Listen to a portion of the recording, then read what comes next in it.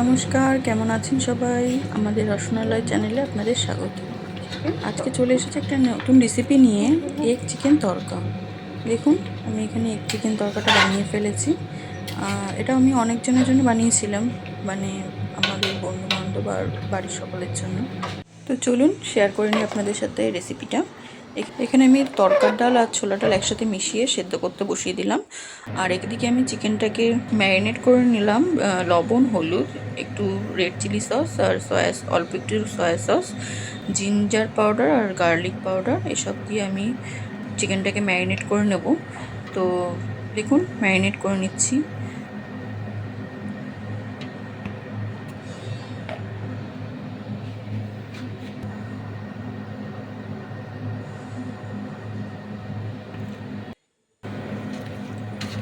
Marinate করে আমি আধ ঘন্টা মতন রেখে দিলেই হয়ে যাবে। তো ম্যারিনেট করে রেখে দিলাম, আর চিকেনের কালারটা খুব সুন্দর এসে গেল। এখানে কিন্তু আমি চিকেনের মধ্যে কোনো লঙ্কার গুঁড়ো ইউজ করব না। সয়া সস আর রেড চিলি সসের যে কালারটা, তাতেই কিন্তু একটু বেশ রেডিশ কালার চলে আসবে। তো রেখে দিয়েছি এখানে ম্যারিনেট করে। পাশে আমি কেটে নিলাম দুটো বড় সাইজের পেঁয়াজ, দুটো বড় সাইজের টমেটো, অল্প কিছু রসুন আর কাঁচা লঙ্কা কুচি করে রেখে দিয়েছি। আর এখানে একটু রেখে দিয়েছি আদা গ্রেট করে। আর যেহেতু এগ চিকেন তড়কা, তো এগগুলোকে আমি ফেটিয়ে নিলাম। ফেটিয়ে নিয়ে এবার আমি এগ ভুজিটা করে নেব। দেখো, এখানে আমি তেল গরম করতে দিয়ে ওই ফেটানো ডিমটাকে দিয়ে দিলাম। এবার আস্তে আস্তে আমি এগ ভুজিটা করে নিচ্ছি।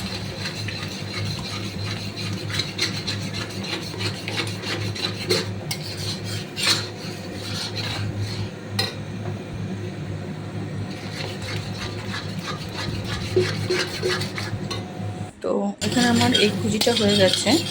তো এগ ভুজিটাকে আমি বাটিতে তুলে নেব। বাটিতে তুলে নিয়ে, আর এদিকে দেখো ডালটাও আমার সেদ্ধ হয়ে গেছে। ডালটা বেশ একটু ভালো সেদ্ধ হয়ে গেছে। বা এগ ভুজিটা তুলে নিয়ে আমি গরম তেলে শুকনো লঙ্কা, তেজপাতা আর একটু জিরে আর একটু মেথি পোড়া দেবো। মেথি পোড়া দিয়ে ওই ফোড়নগুলোকে একটু ভালো মতন পুড়িয়ে নেবো। সম্বারের গন্ধটা যখন বেরোবে, তখন আমি গ্রেট করে রাখা আদাটাকে দিয়ে দেবো। গ্রেট করে রাখা আদাটা একটু হালকা ভাজা হলে, তখন আমি রসুন কুচিগুলো গরম তেলে দিয়ে দেবো। রসুনটা বেশ একটু ব্রাউন করে ভাজা হয়ে যাবে। রসুনটা একটু ব্রাউন ভাজা হয়ে গেলে, তার মধ্যে আমি এবার পেঁয়াজগুলোকে দিয়ে দেবো। রসুনটা একটু ভালো করে নেড়ে নিন। রসুন আর আদাটা একটু ভালো ভাজা হবে, গন্ধ বেরোলে তখন আমি পেঁয়াজগুলোকে দিয়ে দেবো। পেঁয়াজগুলো ভাজা হবে। আমি দুটো বড় সাইজের পেঁয়াজ এখানে কেটে রেখেছিলাম। এখানে আমি 500 গ্রাম মতন তড়কার ডাল আর 1 কাপ মতন ছোলার ডাল দিয়েছি। সেটাই আমি এখানে সেদ্ধ করে রেখেছি। তো পেঁয়াজটা একটু হালকা ব্রাউন করে ভাজা হবে। ব্রাউন করে ভাজা হতে হতে এখানে আমি একটু হালকা ব্রাউন ভাজা হয়ে গেলে আমি টমেটোগুলোকে দিয়ে দেবো। টমেটোগুলো বেশ একটু নরম হয়ে আসবে। তো ততক্ষণ পর্যন্ত আমি একটু কষিয়ে নিতে থাকবো। বেশ হালকা নরম হয়ে আসলে আমি এখানে ওই ম্যারিনেট করা চিকেনটাকে দিয়ে দেবো। ম্যারিনেট করা চিকেনটা আমি দিয়ে দিচ্ছি। কাঁচা লঙ্কাটা কিন্তু আমি এখনও দিইনি। ম্যারিনেট করা চিকেনটা দিয়ে দিলাম। এবার এটাকে আমি কষতে থাকবো।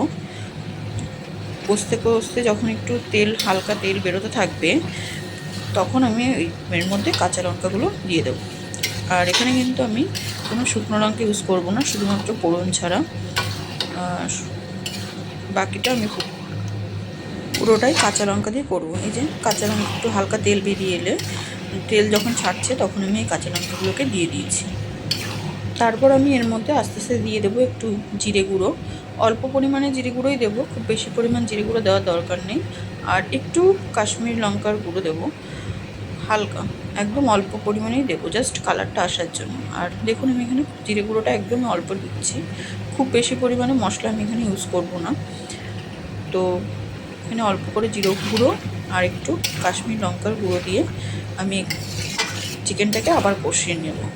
চিকেনটা যখন পুরো কষে তেল ছেড়ে দেবে, তখন আমি দেখুন চিকেনটা পুরো কষে তেল বেরিয়ে গেছে, আর চিকেনগুলো খুব সুন্দর সেদ্ধ হয়ে গেছে। এবার আমি সেদ্ধ করে রাখা ডালটাকে এর মধ্যে দিয়ে দেবো আস্তে আস্তে। দেখুন চিকেনটা কষা হয়ে গেছে। এবার আমি সেদ্ধ করে রাখা ডালগুলো দিয়ে দেবো।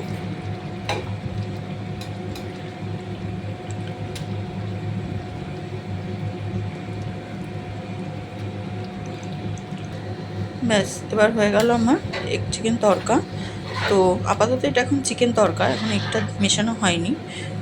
এগ ভুজিটা আমি করে আগেই তুলে রেখেছিলাম।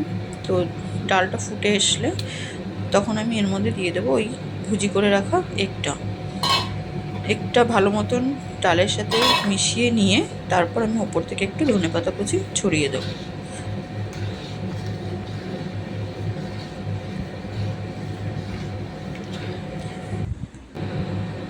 আর এখানে একটু আমি কাসুরি মেথি, অল্প পরিমাণে একটু কাসুরি মেথি হাতে ঘষে উপর থেকে ছড়িয়ে দিয়েছি।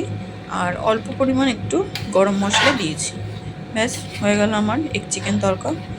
অবশ্যই কমেন্টে জানাবেন কেমন হলো রেসিপিটা ভালো লাগলে অবশ্যই শেয়ার করবেন, লাইক করবেন, আর অবশ্যই সাবস্ক্রাইব করে আমার চ্যানেলের সাথে থাকবেন। আর আপনারাও বাড়িতে এভাবে তৈরি করে দেখুন এগ চিকেন তড়কাটা কেমন হয় আমার রেসিপিটা ফলো করে। আমাদের তো খুব সুন্দর, খুব ভালো হয়েছিল, সবাই খেয়ে খুব ভালো বলেছিল। সাথে থাকবেন, সঙ্গে থাকবেন। নমস্কার, খুব তাড়াতাড়ি দেখা হবে আবার একটা নতুন রেসিপি নিয়ে। আজকের মতন এই পর্যন্তই, ধন্যবাদ।